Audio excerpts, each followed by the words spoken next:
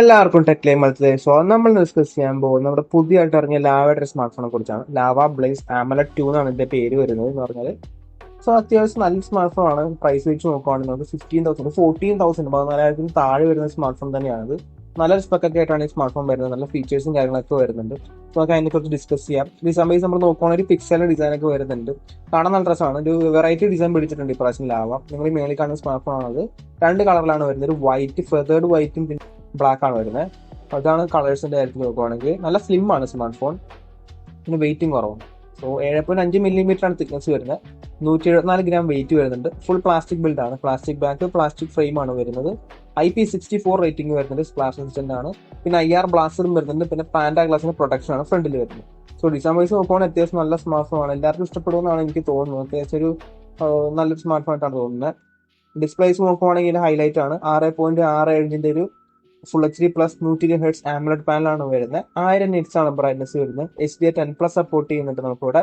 പിന്നെ wide band L1 support ഉണ്ട്, പക്ഷേ നെറ്റ്ഫ്ലിക്സിൽ HDR സപ്പോർട്ട് വരുന്നില്ല. പിന്നെ പാൻഡ ഗ്ലാസ് ആണ് പ്രൊട്ടക്ഷൻ വരുന്നത്. സോ ഇച്ചിരി വലിയ സ്മാർട്ട് ഫോൺ ആണ്. മീൻസ് വൺ ഹാൻഡ് യൂസിൽ പറ്റത്തില്ല. ഇത്ര നീളം കൂടിയ സ്മാർട്ട് ഫോൺ ആണ്. ഡിസ്പ്ലേ വെച്ച് നോക്കുവാണെങ്കിൽ അത്യാവശ്യം നല്ല ബ്രൈറ്റ് ആണ് ഡിസ്പ്ലേ തന്നെയാണ് വരുന്നത്. ഓഡിയോയുടെ കാര്യം നമ്മൾ പറയുകയാണെങ്കിൽ ഡുവൽ സ്റ്റീരിയോ സ്പീക്കേഴ്സ് ആണ് വരുന്നത്. സോ മൾട്ടിമീഡിയ എക്സ്പീരിയൻസ് അത്യാവശ്യം നല്ല തന്നെയായിരിക്കും. സോ അണ്ടർ 14K നല്ലൊരു സ്പെക്ക് തന്നെ കൊടുത്തിട്ടുണ്ട് മൾട്ടിമീഡിയ എക്സ്പീരിയൻസിന്റെ കാര്യത്തിൽ. പെർഫോമൻസ് നമ്മൾ നോക്കുവാണെങ്കിൽ ഇവിടെ വരുന്നതെന്ന് പറഞ്ഞാൽ MediaTek Dimensity 7060 ആണ്. വ്യത്യാസമൊന്നുമില്ല. 7050 ഒക്കെ തന്നെ CPU വെച്ച് നോക്കുവാണെങ്കിൽ GPU സ്ലൈറ്റ്ലി ലോവർ ക്ലോക്ക് ആണ്. GPU ക്ലോക്ക് സ്പീഡ് വരുന്നത് 6 nm പ്രോസർ ആണ്. TSMC മാനുഫാക്ചറിംഗ് പ്രോസർ ആണ് വരുന്നത്. സ്പെക്കാണ് കൊടുത്തിട്ടുണ്ട്. ഇവിടെ LPDDR5 റാമും UFS 3.1 സ്റ്റോറേജ് ആണ് വരുന്നത്. സോ അണ്ടർ 14K ഇത്ര സ്പെക്ക് കൊടുത്തിട്ടുണ്ട് അവർ. LPDDR5 റാമും UFS 3.1 സ്റ്റോറേജ് ആണ് വരുന്നത്. പിന്നെ നമുക്ക് ഹൈബ്രിഡ് കാർ സ്ലോട്ട് കിട്ടുന്നുണ്ട്. ഒരു സിം അല്ലെങ്കിൽ നമുക്കൊരു SD കാർഡ് നമുക്ക് ഇടാൻ പറ്റും. സോ നല്ല കാര്യം തന്നെയാണ് ചെയ്തേക്കുന്നത്. എക്സ്പാൻഡബിൾ സ്റ്റോറേജും വരുന്നുണ്ട്. നല്ല ഫാസ്റ്റ് ആയിട്ടുള്ള റാമും നല്ല ഫാസ്റ്റ് ആയിട്ടുള്ള സ്റ്റോറേജ് ആണ് ഇവിടെ കിട്ടുന്നത്. നെക്സ്റ്റ് നമ്മൾ നോക്കുവാണെങ്കിൽ ആറ്റിറ്റ്യൂ ആണ്. ടോട്ടൽ സ്കോർ 5,35,122 ആണ് വരുന്നത്. CPU 1,74,835, GPU 81,667 ആണ്. പെർഫോമൻസ് നമ്മൾ നോക്കുവാണെങ്കിൽ BGMI നമുക്കൊരു സ്മൂത്ത് അൾട്ര പിന്നെ ഒക്കെയാണ് വരുന്നത്. സോ 40 FPS ഗെയിമിംഗ് ഒക്കെ പറ്റും. OS നമ്മൾ നോക്കുവാണെങ്കിൽ ക്ലീൻ UI ആണ് വരുന്നത്. നമുക്കറിയാം സ്റ്റോക്ക് ആൻഡ്രോയിഡ് പോലത്തെ UI ആണ് നമുക്ക് ലാവയിൽ വരുന്നത്. Android 15 ആണ് ഔട്ട് ഓഫ് ദ ബോക്സ്.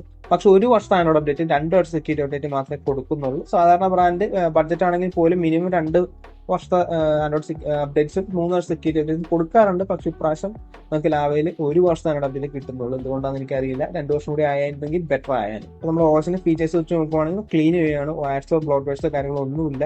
പിന്നെ അവർ തന്നെ ഡയലറാണ് വരുന്നത്. സോ അതുകൊണ്ട് തന്നെ നമുക്ക് കോൾ റെക്കോർഡിംഗ് ഒക്കെ ചെയ്യാൻ പറ്റും. ക്യാമറ വൈസ് നമ്മൾ നോക്കുവാണെങ്കിൽ നമുക്ക് ഡുവൽ ക്യാമറ സെറ്റപ്പ് ആണ്. ഉപയോഗിക്കാൻ പറ്റിയത് പ്രൈമറി മാത്രമേ ഉള്ളൂ. 50 MP സോണി IMX 752 ആണ് സെൻസർ വരുന്നത്. OS കാര്യങ്ങളൊന്നും വരുന്നില്ല. മാക്സിമം 1080p 60 FPS റെക്കോർഡ് ചെയ്യാം. EI സപ്പോർട്ട് വരുന്നുണ്ട്. പിന്നെ നമുക്ക് 2 MP ഡെപ്ത്, സെൽഫി ആകെ 8 MP വരുന്നുള്ളൂ. 1080p 30 FPS. ക്യാമറ പെർഫോമൻസ് എന്താണെന്ന് വെച്ചാൽ നേരത്തെക്കാൾക്ക് ഇമ്പ്രൂവ് ആയിട്ടുണ്ട്. എന്നാൽ പോലും നമുക്ക് ഓവർ സാച്ചുറേഷൻ വരുന്നുണ്ട്. നമുക്ക് ഗ്രീൻസ് പച്ചയൊക്കെ ഇച്ചിരി ഓവർ സാച്ചുറേറ്റ് ആണ് കാണിക്കുന്നത്. പിന്നെ ലോ ലൈറ്റ് എത്ര പെർഫോമൻസ് കുറവാണ്. സോ 14,000 താഴെ വരുന്ന സ്മാർട്ട് ഫോൺ എക്സ്പെക്ടേഷൻ നമ്മൾ ഇച്ചിരി കുറയ്ക്കണം. ബാറ്ററി നമ്മൾ നോക്കുവാണെങ്കിൽ 5000 mAh ബാറ്ററിയാണ് വരുന്നത്. 33 വാട്ട് ചാർജർ ബോക്സിൽ കിട്ടും. സോ അതുകൊണ്ട് തന്നെ 100% ഒരു മണിക്കൂർ 15 മിനിറ്റ് 1 മണിക്കൂർ ആ റേഞ്ച് വരും. സോ ബാറ്ററി കപ്പാസിറ്റി അത്യാവശ്യം നല്ല തന്നെയുണ്ട്. പിന്നെ 33 ചാർജറും വരുന്നത്.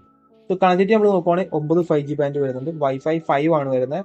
ബ്ലൂടൂത്ത് 5.2 വരുന്നുണ്ട്. ഹൈബ്രിഡ് കാർ സ്ലോട്ട് വരുന്നുണ്ട്. IR ബ്ലാസ്റ്റർ വരുന്നുണ്ട്. USB Type-C 2.0. നമുക്ക് ആവശ്യമുള്ള എല്ലാ കണക്ടിവിറ്റി ഫീച്ചേഴ്സും കാര്യങ്ങളൊക്കെ വരുന്നുണ്ട്. അടിപൊളി തന്നെയാണ്. പ്രൈസ് നമ്മൾ നോക്കുവാണെങ്കിൽ ഒരു വേരിയന്റേ ഉള്ളൂ. 6GB 128GB. സോ 13,800 ആണ് നമുക്ക് ആമസോണിൽ കാണിക്കുന്നത്. ആ പ്രൈസ് കൊണ്ട് വെച്ച് നോക്കുവാണെങ്കിൽ നല്ലൊരു സ്മാർട്ട് ഫോൺ ആണ് എനിക്ക് തോന്നിയിരിക്കുന്നത്. നല്ലൊരു ബിൽഡ് വരുന്നുണ്ട്, നല്ല ഡിസൈൻ വരുന്നുണ്ട്, നല്ല ഡിസ്പ്ലേ വരുന്നുണ്ട്, നല്ല അത്യാവശ്യം ലൗഡ് ആയിട്ടുള്ള സ്പീക്കേഴ്സ് വരുന്നുണ്ട്. പെർഫോമൻസ് നമുക്ക് ആ പ്രൈസ് വെച്ച് നോക്കുവാണെങ്കിൽ കുഴപ്പമില്ലാത്തൊരു പെർഫോമൻസ് വരുന്നുണ്ട്. ക്യാമറ അത്രയ്ക്ക് നല്ലതല്ല, എന്നാൽ പോലും ഡേ ലൈറ്റിലൊക്കെ വലിയ കുഴപ്പമൊന്നും ഉണ്ടാവില്ല. ബാറ്ററീസ് അത്യാവശ്യം നല്ലതാണ്. ബാറ്ററി കാര്യത്തിൽ അത്യാവശ്യം നല്ല തന്നെയാണ്. കണക്ടിവിറ്റി ഫീച്ചേഴ്സ് നല്ലതാണ്. സോ അണ്ടർ 14K നമുക്ക് നല്ല സ്മാർട്ട് ഫോൺ ആണ് എനിക്ക് തോന്നിയിരിക്കുന്നത്. ലാവയുടെ നല്ല സ്മാർട്ട് ഫോൺ ആണ്. പിന്നെ ആഡ്സോ കാര്യങ്ങളൊന്നും വരുന്നില്ല. OSൽ ക്ലീൻ UI ആണ് വരുന്നത്. നമുക്ക് ക്ലോസ് ടു പിക്സൽ എക്സ്പീരിയൻസ് ഒക്കെ കിട്ടും ഈ സ്മാർട്ട് ഫോണിൽ. സോ നല്ല സ്മാർട്ട് ഫോൺ എനിക്ക് തോന്നിയിരിക്കുന്നത്. സോ നിങ്ങളുടെ അഭിപ്രായങ്ങളും കാര്യങ്ങളൊക്കെ താഴെ കമന്റ് ചെയ്യുക. സോ ഗായ്സ്, അപ്പോൾ ഇന്നത്തെ വീഡിയോ ഇത്രയോളം. ഇന്നത്തെ വീഡിയോ ഇഷ്ടപ്പെടുവാണെങ്കിൽ ലൈക്ക് ചെയ്യുക, സബ്സ്ക്രൈബ് ചെയ്യുക, hit the bell icon feature. Next video കാണാം.